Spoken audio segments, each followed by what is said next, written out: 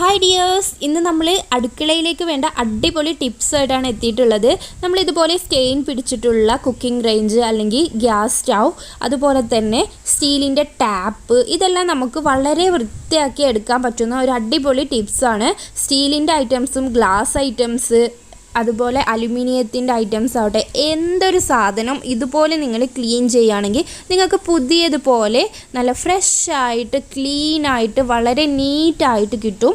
ഇത് നിങ്ങൾ ചെയ്ത് നോക്കണം. 100% ഉറപ്പാണ് നിങ്ങൾക്ക് ഇതുപോലെ നല്ല വൃത്തിയാക്കി എടുക്കാൻ പറ്റും. അപ്പം അതിന് വേണ്ടിയിട്ടുള്ള ഒരു കിഡിലൻ ടിപ്സുമായിട്ടാണ് വന്നിട്ടുള്ളത്. അപ്പോൾ നമ്മൾ ചെയ്ത് റിസൾട്ട് കിട്ടിയതാണ്. അപ്പോൾ നിങ്ങളെല്ലാവരും ഇത് ചെയ്ത് നോക്കണം. നമ്മുടെ വീഡിയോ ലാസ്റ്റ് വരെ കാണുക. എല്ലാവരും ഇത് സ്കിപ്പ് ചെയ്യാതെ കാണുകയാണെങ്കിൽ നിങ്ങൾക്ക് ഈ ഒരു ടിപ്സ് അടിപൊളിയായിട്ട് യൂസ് ചെയ്യാൻ പറ്റും. നിങ്ങളുടെ ഡെയിലി യൂസിന് ഉപയോഗിക്കാൻ പറ്റും. അപ്പോൾ നമ്മളുടെ ഗ്യാസിൻ്റെ സ്റ്റൗ ആണ് നമുക്ക് വീഡിയോയിലേക്ക് പോകുന്നത് അല്ലേ. അപ്പോൾ ഇതൊന്ന് ഡീപ്പ് ക്ലീൻ ചെയ്യാമെന്ന് വിചാരിച്ചു. ഡെയിലി നമ്മളിത് തുടച്ചെടുക്കാറുണ്ടെങ്കിലും ഇതിലൊക്കെ ഈ ഗ്ലാസ്സിലൊക്കെ പറ്റി പിടിച്ചിരിക്കുന്ന എണ്ണമെഴുക്ക് അതൊക്കെ നമ്മൾ ഇടയ്ക്ക് എപ്പോഴെങ്കിലും ആണല്ലോ ക്ലീൻ ചെയ്യുക.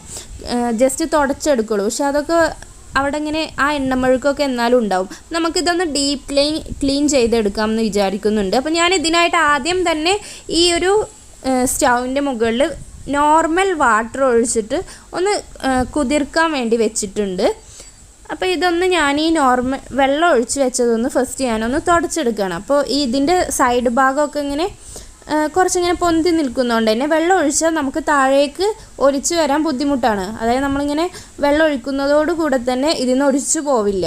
നമ്മളിങ്ങനെ ഇതെപ്പോഴും ഇങ്ങനെ വൈപ്പ് ചെയ്തെടുക്കണം. അപ്പോൾ ഞാൻ ഈസി ആയിട്ട് ചെയ്യാൻ വേണ്ടിയിട്ട് ഒരു സ്പോഞ്ചാണ് ഇവിടെ എടുത്തിട്ടുള്ളത്. അതാകുമ്പോൾ എന്താണെന്നോ, ഈ സ്പോഞ്ച് ഈ വെള്ളം അബ്സോർബ് ചെയ്യും. അപ്പം നമുക്ക് പെട്ടെന്ന് തന്നെ ഇതിൽ ഒഴിച്ചിട്ടുള്ള വെള്ളം നമുക്ക് ക്ലീൻ ചെയ്തെടുക്കാൻ പറ്റും. അതുപോലെ തന്നെ ഈ ഗ്ലാസും നമുക്ക് നന്നായിട്ട് തന്നെ ക്ലീൻ ചെയ്തെടുക്കണം. ഇവിടെ കണ്ടില്ലേ എണ്ണമെഴുക്കും അതുപോലെ തന്നെ ഫുഡിൻ്റെ തെറിച്ചത് അങ്ങനത്തെ എല്ലാം ഉണ്ട്. അപ്പോൾ നമ്മൾ ഇത് വെച്ചിട്ടാണ് കേട്ടോ ഇത് ക്ലീൻ ചെയ്തെടുക്കുന്നത്. നമുക്ക് ക്ലീൻ ചെയ്യാനുള്ള ഒരു മിക്സ് എന്ന് പറയുന്ന ഇതാണ്. ഇത് വെച്ച് നമ്മൾ കുറച്ച് സമയം നമ്മൾ ഈ ഒരു മിക്സ് എവിടെയാണ് സ്റ്റെയിൻ ആയിട്ടുള്ളത് അവിടെ നമ്മളൊന്ന് ആക്കി കൊടുക്കണം. ഇപ്പോൾ ഇതിൻ്റെ ഇടയിലൊക്കെ നന്നായിട്ട് ഫുഡിൻ്റെ ഐറ്റംസൊക്കെ പോയിട്ടുണ്ട്. അപ്പോൾ അതൊക്കെ ഒന്ന് ക്ലീൻ ചെയ്തെടുക്കാൻ വേണ്ടി ഇത് കുറച്ച് സമയം ഒഴിച്ച് വെക്കുക. ഏകദേശം ഒരു 1 hour നമ്മൾ ഇതൊന്ന് ആക്കിയിട്ട് വെക്കണം. എന്നിട്ട് ഇതൊന്ന് കുതിർന്ന് വരണം. പെട്ടെന്ന് ചെയ്തെടുക്കാൻ പറ്റില്ല. ജസ്റ്റ് ഇത് കുറച്ച് ടൈം കൊടുത്തിട്ട് വേണം ചെയ്യാൻ. പിന്നെ നല്ലൊരു സ്ക്രബ്ബ് യൂസ് ചെയ്യണം കേട്ടോ. സ്ക്രബ്ബർ യൂസ് ചെയ്തിട്ട് വേണം നിങ്ങളിത് ചെയ്തെടുക്കാൻ. ജസ്റ്റ് നമ്മൾ കൈ കൊണ്ടാക്കിയെന്ന് വെച്ചിട്ടൊന്നും ഇത് പോവില്ല. കാരണം ഗ്ലാസ്സിൽ എണ്ണമെഴുക്കും കാര്യങ്ങളൊക്കെ ആണല്ലോ. അപ്പോൾ നമ്മൾ നല്ലൊരു സ്ക്രബ്ബർ, സ്റ്റീലിൻ്റെ സ്ക്രബ്ബർ ഉണ്ടെങ്കിൽ അത് തന്നെ നിങ്ങൾ യൂസ് ചെയ്യാം. എന്നിട്ട് നമ്മൾ ഈ ഒരു മിക്സ് ഇതിൻ്റെ എല്ലാ ഭാഗത്തും ആക്കി കൊടുക്കണം. ഈ ഒരു ഗ്യാസിൻ്റെ എല്ലാ ഭാഗത്തും. അതുപോലെ തന്നെ ഇങ്ങനത്തെ ഇടഭാഗങ്ങളിലൊക്കെ ഒരു ബ്രഷോ അല്ലെങ്കിൽ കത്തി ഉണ്ടെങ്കിൽ കത്തിയൊക്കെ യൂസ് ചെയ്തിട്ട് നിങ്ങൾക്ക് അത് ക്ലീൻ ചെയ്തെടുക്കാം. അപ്പോൾ ഞാനിവിടെ ബ്രഷ് യൂസ് ചെയ്യുന്നുണ്ട്. അതുപോലെ തന്നെ ഞാൻ കത്തി യൂസ് ചെയ്യുന്നുണ്ട് കേട്ടോ. ഇപ്പോൾ നമ്മൾ ഏകദേശം 1 hour കഴിഞ്ഞിട്ട് ആ നന്നായി സ്ക്രബ് ചെയ്തിട്ടുണ്ടായിരുന്നു കേട്ടോ. അതെല്ലാം ഒന്ന് തുടച്ചെടുക്കുകയാണേ. നന്നായി സ്ക്രബ് ചെയ്തതാണ് കേട്ടോ. അല്ല ജസ്റ്റ് ഞാൻ ആ ഒരു മിക്സ് ആക്കിയതിന് ശേഷം ജസ്റ്റ് ഇങ്ങോട്ട് വൈപ്പ് ചെയ്തെടുക്കുകയല്ല. നന്നായി സ്ക്രബ് ചെയ്തതിന് ശേഷം ഇതെല്ലാം തുടച്ചെടുത്തു. ഇപ്പോൾ കണ്ടില്ലേ നമ്മളുടെ ഗ്യാസൊക്കെ നല്ല ക്ലീനായി വന്നിട്ടുണ്ട്. അതിൻ്റെ ആ ഗ്ലാസ്സൊക്കെ കണ്ടോ, ഗ്യാസ് ഇത് അതിൻ്റെ ടോപ്പറാണ്, നമ്മൾ അടച്ചു വെക്കുന്ന ഭാഗമാണ്. അതൊക്കെ ഭയങ്കര നീറ്റായി ആ വൈറ്റ് കളർ നമുക്ക് മെയിൻറ്റെയിൻ ചെയ്യാൻ പറ്റിയിട്ടുണ്ട് അല്ലേ. അപ്പോൾ ഇതുപോലെ നിങ്ങൾ ചെയ്യുകയാണെങ്കിൽ ബ്ലാക്കൊക്കെ ആണെങ്കിൽ വളരെ ഈസി ആയിരിക്കും കേട്ടോ ഇങ്ങനെ ചെയ്താൽ. അപ്പോൾ നിങ്ങൾ ഇതുപോലെ ഈ ഒരു മിക്സ് എന്താണ് സംഭവം എന്ന് ഞാൻ പറഞ്ഞിട്ടില്ല. അത് ഞാൻ ഈ വീഡിയോൻ്റെ ലാസ്റ്റ് എന്താണ് ആ മിക്സിൽ ഞാൻ ചേർത്തിട്ടുള്ള ഇൻഗ്രീഡിയൻസ് എന്ന് പറഞ്ഞുതരാം. എന്തായാലും നമുക്ക് നല്ല റിസൾട്ടാണ് കേട്ടോ കിട്ടിയിട്ടുള്ളത്. പിന്നെ ആ ബർണറിൻ്റെ ചുറ്റുമുള്ള ആ ഒരു സ്റ്റെയിൻ നമ്മൾ ഏകദേശം ഒരു നൈറ്റെങ്കിലും നിങ്ങൾ ഈ ഒരു മിക്സ് ആക്കിയിട്ട് വെക്കണം. എന്നാലുള്ളൂ നിങ്ങൾക്കത് കറക്റ്റായിട്ട് പോവുക. ഇത് പെട്ടെന്ന് ചെയ്തെടുക്കുമ്പോൾ 1 hour 2 hourനുള്ളിലൊന്നും ആ ബർണറിൻ്റെ ഉള്ളിലേത് പോവില്ല. അപ്പോൾ അതൊരു നൈറ്റെങ്കിലും നിങ്ങൾ ആക്കി വെക്കണം കേട്ടോ. പിന്നെ ഇവിടുത്തെ ഗ്യാസിന് ഒരു പ്രത്യേക കറയുണ്ട്. അതാണ് ആ ബർണറിൻ്റെ ചുറ്റും വന്നിട്ടുള്ളത്.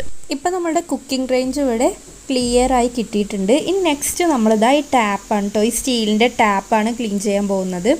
ഈ ടാപ്പിൽ കണ്ടോ ഒരു പച്ച കളർ പിടിച്ചിട്ടുണ്ടല്ലോ. അപ്പോൾ ഇത് ഭയങ്കര ഒരു വൃത്തികേടാണല്ലോ കാണാൻ. അപ്പോൾ ഇതൊന്ന് നമുക്ക് ക്ലീൻ ചെയ്തെടുക്കാം. ഇതിപ്പോൾ ഈ ടാപ്പിന് മാത്രം പറ്റിയ ടിപ്പല്ല.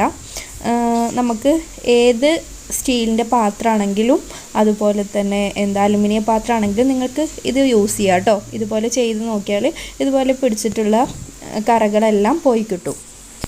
പിന്നെ ഇതൊന്നും ഞാൻ വന്നതിന് ശേഷമുള്ളതല്ല കേട്ടോ, ഞാൻ വരുന്നതിനൊക്കെ എത്രയോ മുന്നേ ഉള്ളതാണ്.